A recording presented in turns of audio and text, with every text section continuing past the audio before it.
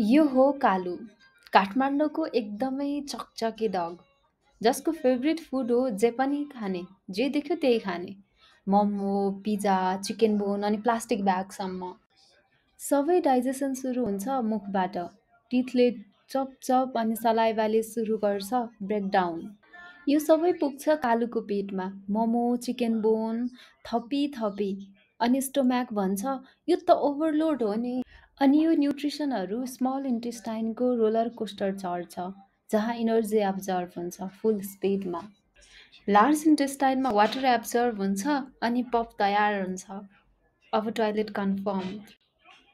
अनि सुन, don't it सबै कुरा जस्तो कालुले गर्छ, नत्र पेटले प्रोटेस्ट गर्छ लिटरल्ली। भिडियो मन पर्यो भने लाइक, सेयर अनि सब्सक्राइब गर्न नबिर्सिनु होला। कालु फेरि आउँछ नेक्स्ट फन्नी भिडियो लिएर।